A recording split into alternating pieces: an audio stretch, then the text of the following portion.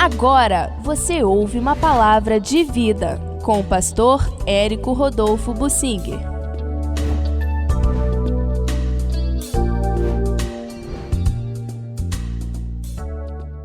A morte é livramento do mal para quem anda com Deus.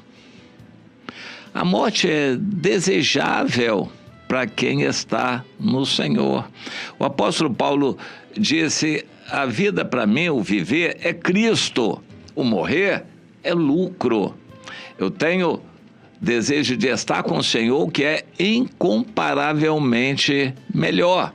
Mas enquanto viver aqui na terra, eu quero servir ao meu Senhor. Quem está em paz no seu coração não tem medo de morrer, não. A pessoa até deseja que esse dia chegue, porque quando chegar, eu vou ficar livre da tentação do pecado, da presença do pecado. Eu vou ficar livre para sempre. E o que foi garantido, ninguém mais vai tirar. Mas enquanto estamos na terra, podemos perder. Em qualquer momento, a graça de Deus. A gente pode se afastar da graça. Quem está em pé, cuidado que não caia. Tem que cuidar, tem que fazer alguma coisa para não cair. A exortação é do Senhor. Enquanto há vida, há possibilidade de se afastar do Senhor, de pecar. O apóstolo Paulo, em 1 Coríntios 9, diz: depois de ter pregado a muitos e conseguido muitos frutos para o Senhor, eu esmurro o meu próprio corpo e o reduzo à escravidão, para que, tendo pregado a outros, não venha eu mesmo a ser desqualificado.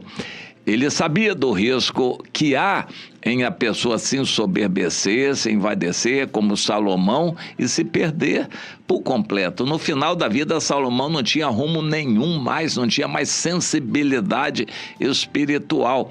Eu tenho visto isso acontecer com pessoas que se afastam do Senhor e não voltam logo, vão perdendo a sensibilidade, como Esaú. Mesmo querendo retornar, eles não conseguem mais, não acham o caminho do arrependimento, porque o arrependimento também é uma manifestação da graça de Deus. Quando a pessoa se envolve no mundo, ela não tem mais arrependimento, ela acaba se acostumando com o mundo. Ela sabe que aquilo não está bem, sabe que ali não é coisa boa, mas ela também não sabe como sair mais. Se enreda, se enrola e não consegue mais se libertar.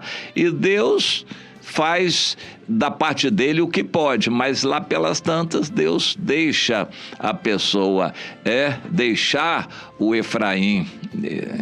É uma situação que se repete em nossos dias com muitas pessoas que decaem da graça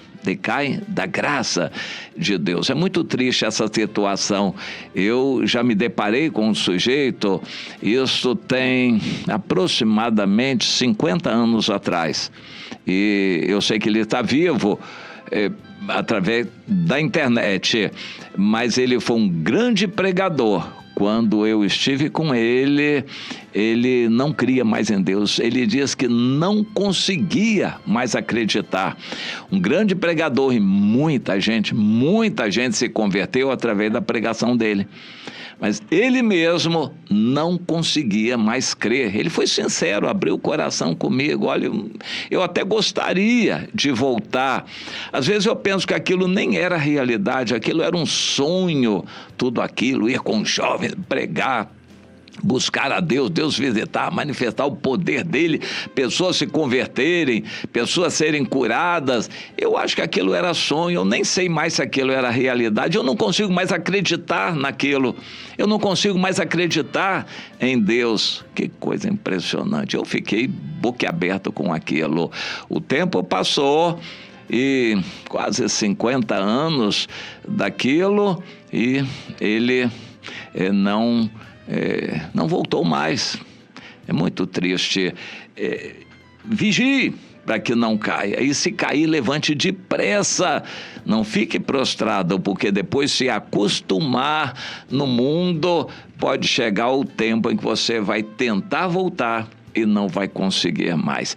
Nós temos bastante alertas na Bíblia, nos últimos livros, sobre isto. Tomar cuidado com a apostasia, você não se afastar, perder o primeiro amor, você, como uma porca lavada, voltar ao espojadouro de lama, depois acaba gostando da lama e você não sabe mais a diferença entre a lama e a pureza. De vez em quando a gente ouve falar de alguma pessoa assim, já esteve no nosso meio, hoje está longe de Deus e não tem vontade de voltar, não consegue, mesmo que dê vontade, ela não sabe o caminho, não consegue mais voltar.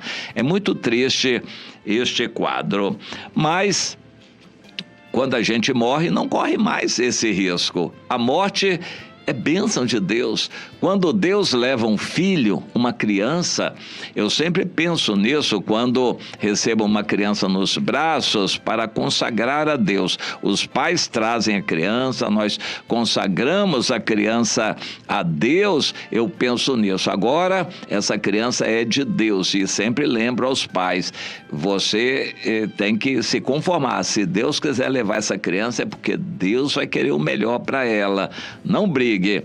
Lembro daquela criança que morreu assim em casa, a mãe trouxe a criança fria nos braços para mim e desesperada, mas ela tinha fé de que Deus operaria e eu orei por aquela criança e nos braços e Deus tornou a dar a vida, mas o tempo passou e eu fico na dúvida. Sinceramente, se teria sido melhor Deus ter levado naquela ocasião. O Isaías nos traz no capítulo 57 um versículo que eu queria deixar com você. O justo perece, morre, e não há quem se impressione com isso. E os homens piedosos são arrebatados sem que alguém considere nesse fato, pois o justo é levado antes que venha o mal e entra na paz e descansa. Há muitas expressões assim na Bíblia, o descanso que Deus nos dá. O justo é levado antes que venha o mal. Esse versículo está inserido num contexto muito interessante. O capítulo 56 fala das promessas maravilhosas de Deus, aquela casa que será construída por Jesus no milênio, o novo templo, descrito em Ezequiel, a partir do capítulo 40. Esse templo que Jesus vai construir no milênio será chamado Casa de Oração para todos os povos. Casa de oração. A minha casa será chamada Casa de Oração para todos os povos, porque eu levarei todos esses meus servos, inclusive estrangeiros também, ao meu santo monte e os alegrarei na minha casa. A minha casa será chamada Casa de Oração para todos os povos, não só para os israelitas. Mas a partir daí, Deus volta ao diapasão do livro de Isaías, que é denunciar o estado calamitoso da realidade espiritual de Israel, vivendo no pecado, os líderes cegos, como animais gulosos, explorando as pessoas e por aí vai. Aqueles que se abrasavam na concupiscência, praticavam a idolatria em todo lugar, eles faziam o local virar motivo de idolatria, insistiam no pecado, Deus castigava, mas eles não atentavam para o castigo e não se voltavam, e o Senhor lembra aqui no versículo 11, mas de quem tiveste receio ou temor para que mentisses e não te lembrasses de mim, nem de mim te importasses? Pois é, Deus vai denunciando o erro, lembrando que Ele, o Senhor, estava sempre dando oportunidade, mas o povo não estava mais querendo saber de Deus. Até que Deus declara um veredito no Versículo 13: quando clamares, a tua coleção de ídolos que te livre. E, no entanto, o que confia em mim herdará a terra e possuirá o meu santo monte. Pois é, num quadro geral de uma realidade espiritual deprimente, as pessoas vivendo em pecado, a sociedade inteira contaminada, e de vez em quando morre um aqui, outro ali, outro acolá. É Deus levando o justo, levando aquela pessoa reta antes que ele veja o mal. Quando Deus levar uma criança, não reclamem muito não, Deus sabe o que está fazendo, principalmente quando a família é de Deus, a gente sabe que aquela criança foi consagrada a Deus, deixe Deus levar, vai ser melhor.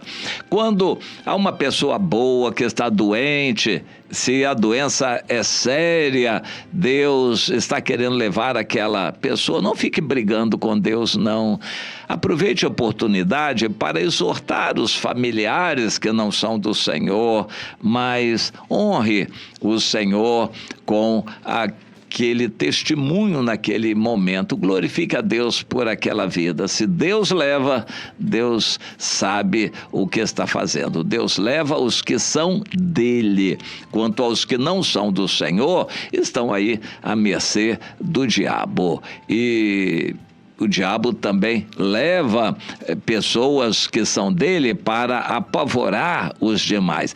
Deus leva os que são dele para despertar os outros. Vamos entender. O diabo só faz o que Deus permite fazer, mas Deus tem seus propósitos que são bons, inclusive com a morte.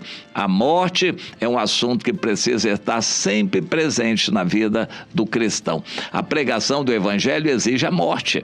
Morte de quem prega, porque tem que carregar a sua cruz, senão não terá resultado na pregação. Mas a gente tem que falar da morte. Se a pessoa não tiver o pavor da morte, ele também não vai valorizar a vida. Deus quer que se anuncie a morte para trazer vida. E no batismo nós precisamos lembrar isso. O batismo inclui a morte para que a pessoa possa ter uma nova vida.